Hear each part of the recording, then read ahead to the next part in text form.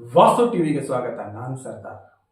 ಜಮಖಂಡಿ, ರಬಕವಿ, ಬನಹಟ್ಟಿ ಮತ್ತು ಮುಧೋಳ ತಾಲೂಕುಗಳಾದ್ಯಂತ ತಕ್ಷಣದಿಂದ ಜಾರಿಗೆ ಬರುವಂತೆ ಭಾರತೀಯ ನಾಗರಿಕ ಸುರಕ್ಷತಾ ಸಂಹಿತೆ 2023 ಕಲಂ 163ರ ಅಡಿ ನಿಷೇಧಿಸಿ ಆದೇಶ ಹೊರಡಿಸಿದ್ದಾರೆ.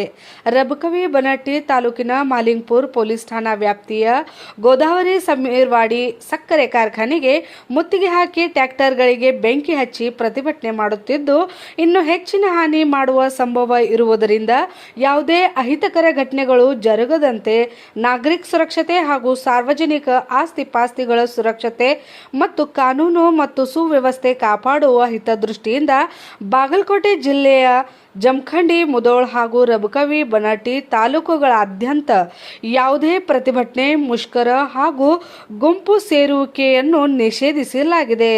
ಕಲಂ 163 ಭಾರತೀಯ ನಾಗರಿಕ ಸುರಕ್ಷತಾ ಸಂಹಿತೆ 2023 ಅನ್ವಯ ದಿನಾಂಕ ಇವತ್ತು ಎಂದರೆ 13/11/2025ರಿಂದ ನಿಷೇಧಾಜ್ಞೆ ಜಾರಿಗೊಳಿಸಲಾಗಿದೆ ಎಂದು ಬಾಗಲಕೋಟ್ ಜಿಲ್ಲಾಧಿಕಾರಿ ಕಚೇರಿಯಿಂದ ಆದೇಶ ಹೊರಡಿಸಲಾಗಿದೆ. ವಾಸ್ತು ಟಿವಿ ಗ್ರೌಂಡ್ ರಿಪೋರ್ಟ್, ಬಾಗಲಕೋಟ್.